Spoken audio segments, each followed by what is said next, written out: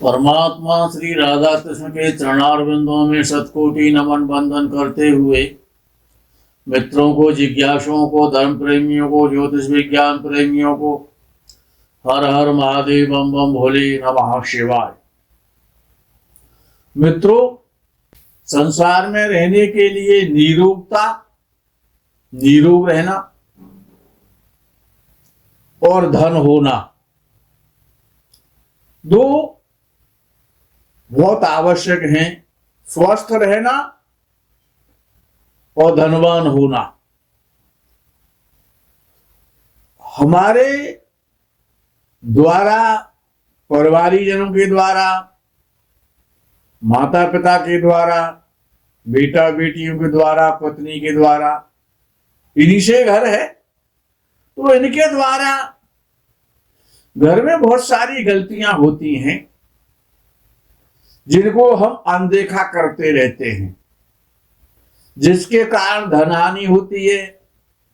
परिवार में भांति भांति की बीमारियां उत्पन्न होती रहती हैं, जिसके कारण धन अपव्यय होता रहता है, शरीर अस्वस्थ रहता है, धन की बरकत नहीं हो पाती है, धन टिकता नहीं है। लाख रुपए महीने कमा रहे हैं, 50,000 रुपए महीने कमा रहे हैं, 2 लाख रुपए महीने कमा रहे हैं, लेकिन फिर भी धन की समस्या खड़ी ही रहती है।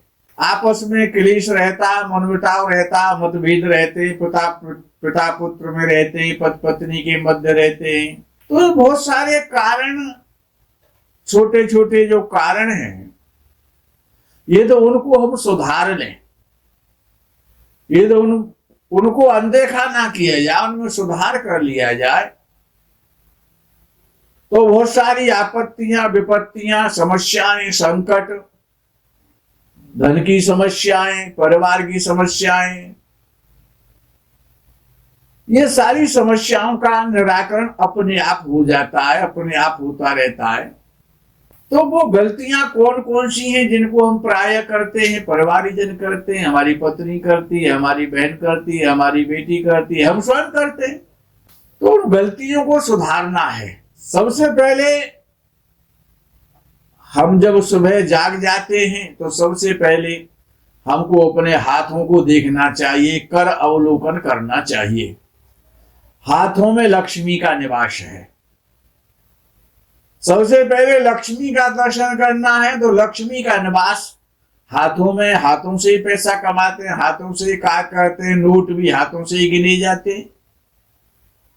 लक्ष्मी देवी का निवास हाथों में है, तो पहले हमको हाथों का दर्शन करना चाहिए बैठ करके, खुले नेत्रों से। हाथों के दर्शन के बाद अब सब कुछ हमें पृथ्वी पर करना है, तो पहले पृथ्वी का चरण बंदन करना चाहिए, पृथ्वी की वंदना करनी चाहिए, धरती देवी की। उसके बाद हमारे घर में जो भी भगवान के फोटो है, छाया चित्र है, या कोई मंदिर है, भगवान के दर्शन करने चाहिए, उनको प्रणाम करना चाहिए, दंडवत प्रणाम करना चाहिए, उनके दर्शन करने चाहिए। उसके बाद आपके घर में बड़े बूढ़े भी होते हैं, माता पिता भी होते हैं,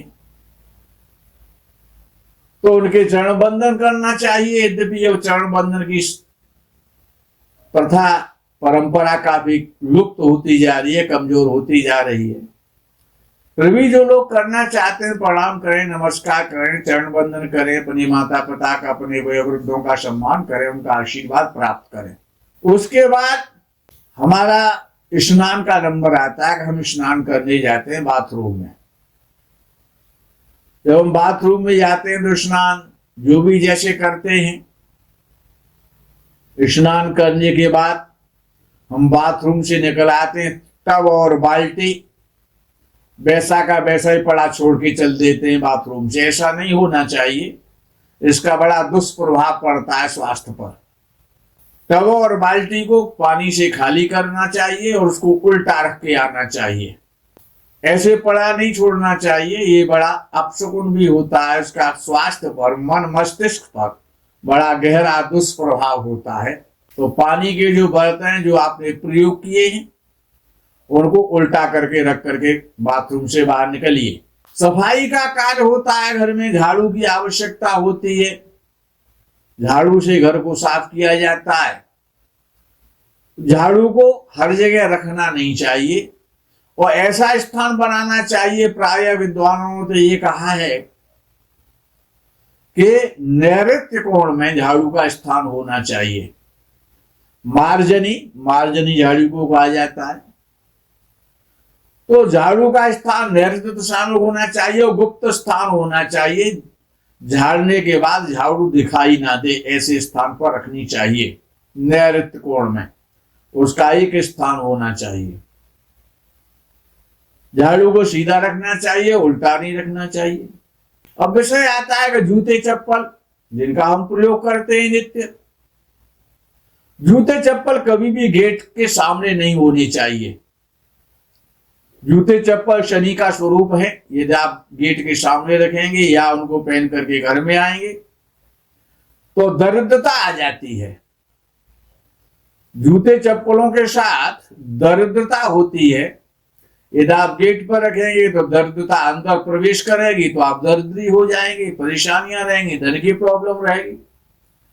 तो गेट के ठीक सामने जूते चप्पल नहीं होनी चाहिए, साइड में होनी चाहिए। और बाहर के पहने हुए जो जूते चप्पल हैं जिनको आप पहन करके बाहर जाते हैं, घूमने जाते हैं, मार्केट जाते हैं, ऑफिस जाते हैं, वो कभी भी दहलीज के अंदर नहीं होनी चाहिए। उनका स्थान गेट के बाहर होना चाहिए। और जो घर में जो जूते चप्पल हैं जिनका प्रयोग बाथरूम में किया जाता है, अब तो किचन में भी होता है, तो वो घर वाले घर में ही होने चाहिए। लेकिन वो ऐसे जगह होनी चाहिए, एकांत में होनी चाहिए, जिनका प्रयोग समय पर किया जाना चाहिए। जब कभी भी किचन में बैठ करके भोजन नहीं करना चाहिए, किचन को अशुद्ध नहीं करना चाहिए, उसमें अन्नपूर्णा देवी का वास है। अन्यथा जब आप किचन में भोजन करेंगे तो किचन झूठा होगा, अपवित्र हो जाएगा, तो अन्नपूर्णा देवी का कोप आपको झेलना पड़ेगा, स्वास्थ्य आपका खराब रहेगा। प्रातःकाल और सायं प्रातःकाल पहली रोटी गाय को निकालनी चाहिए और अंतिम रोटी कुत्ते के लिए अवश्य बनानी चाहिए। गाय और कुत्ता की रोटी का निकालना आवश्यक है। सुबह और शाम कुत्ते की रोटी तो निकालनी, लेकिन गाय की रोटी प्रातःकाल अवश्य ही निकालनी चाहिए। घर में चूहे उत्पन्न हो जाते हैं, प्राय लोग दवाई डाल के उनको मरवा देते हैं। ऐसा नहीं करना चाहिए, पिंजड़े का उपयोग करना चाहिए। पिंजड़े में जब चूहा आया तो उसको जंगल में जाकर के बाहर छोड़ दें, मारना नहीं चाहिए। ऐसे स्थान पर छोड़ें जहां पर कुत्ते वगैरह उसको ना पकड़ लें। चूहा मारना बहुत गलत है, तमाम प्रकार की समस्या और बाधाएं उत्पन्न करता है चूहे का मारना, संकट उत्पन्न हो जाते हैं। सुबह का भोजन होता है, शाम का भोजन होता है, तो प्राय ये देखने में आता है कि सुबह के बर्तन शाम तक झूठे पड़े रहते हैं सिंक में। झूठे बर्तन प्रातः काल के बर्तन दोपहर को साफ हो जाने चाहिए और सायंकाल के बर्तन सायंकाल को ही साफ हो जाने चाहिए। सिंक में झूठे बर्तनों को रखना दर्दता का निवास और अस्वस्थता का निवास घर में हो जाएगा। रोग कभी पीछा नहीं छोड़ेंगे यदि आपके बर्तन झूठे पड़े रहेंगे तो। दोपहर के बर्तन दोपहर को साफ हो जाने चाहिए और शाम काल के बर्तन सायंकाल को साफ हो जाने चाहिए। शयन से पहले जब आप शयन करते हैं, जब आप सोते हैं, तो पूर्व से पश्चिम यानी पश्चिम दिशा में आपके पैर रखने चाहिए और सिर आपका पूर्व में होना चाहिए। यदि व्यवस्था नहीं है तो सिर दक्षिण में होना चाहिए, पैर उत्तर में होने चाहिए। दो ही प्रकार से सोने से स्वस्थ शरीर, स्वस्थ मन, स्वस्थ बुद्धि रहती है और धन की बरकत होती है। कभी भी सिर ढककर भोजन नहीं करना चाहिए। सिर पर टोपा लगा हुआ है, सिर पे कैप लगा हुआ है, सिर पे कोई रूमाल, कभी भी सिर ढक करके भोजन नहीं करना चाहिए। बुद्धि नष्ट होती है, निर्णय गलत होने लग जाते हैं, जिसके कारण व्यापार में हानि होती है, धन हानि होती है और क्रोध की वृद्धि हो जाती है। कभी भी सिर ढक करके भोजन नहीं करना चाहिए। हमेशा लक्ष्मी की फोटो और गणेश जी की फोटो घर में होनी चाहिए, पूजा घर हो या नहीं हो। क्यों प्रातः काल सबसे पहले गणेश जी के दर्शन करें और फिर लक्ष्मी देवी के दर्शन करें। गणेश जी आपके संकटों का, विघ्नों का नाश करेंगे।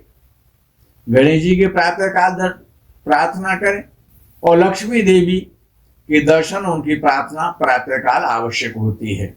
स्नान के बाद भगवान सूर्य नारायण को अर्घ्य अवश्य देना चाहिए तांबे के पात्र से। घर में सब्जी काटी जाती है, उसको कभी भी जमीन पर नहीं काटना चाहिए, पत्थर पर नहीं काटना चाहिए, और कटी हुई सब्जी कभी भी जमीन या पत्थर पर नहीं रखनी चाहिए। अपने रसोई घर में कभी भी अंडा या मीट मछली का प्रयोग नहीं करना चाहिए, अर्थात अंडा, मीट, मछली, मांस इत्यादि घर में नहीं पकाना चाहिए, किचन में नहीं पकाना चाहिए। क्यों किचन किसी भी वर्ण जाति का हो, किसी भी वर्ण जाति के, किसी भी संप्रदाय के आप लोग हैं, लेकिन किचन में तो अन्नपूर्णा देवी का वास है। तो इस प्रकार से अखाद्य पदार्थों का किचन में पकाना निषेध माना गया है, उसके बड़े दुष्परिणाम होते हैं। भोजन जब आप करते हैं तो भोजन की प्लेट है या थाली है, वो चौकी पर होनी चाहिए अथवा टेबल पर होनी चाहिए, जमीन पर नहीं रखनी चाहिए। अपने समकक्ष होनी चाहिए, इससे भोजन करने में भी सुविधा रहेगी। और भोजन में प्राणों का निवास है, अन्नम वही प्राणा, इसलिए भोजन का सम्मान करना चाहिए। थालियां चौकी पर रख करके, टेबल पर रख करके भोजन करना चाहिए। कभी भी झूठे मुख नहीं सोना चाहिए। कुछ खा लिया, जल नहीं पिया, कुल्ला भी नहीं किया, मुंह को साफ नहीं किया, कुछ खा करके आप सो गए, इससे बड़ी बीमारियां उत्पन्न हो जाती हैं।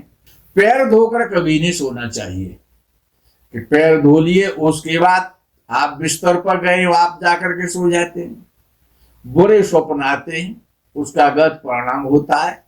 यदि आपके घर में कोई मंदिर है तो मंदिर में नित्य भगवान की ये मूर्तियां हैं, प्रतिमाएं हैं, तो उनका स्नान होना चाहिए और आरती भी होनी चाहिए। मित्रों, आज के प्रकरण में यही विराम करते हैं, आगे के प्रकरण का आप इंतजार करें। तब तक के लिए हर हर महादेव, बम बम भोले, नमः शिवाय, जय गो माता दी।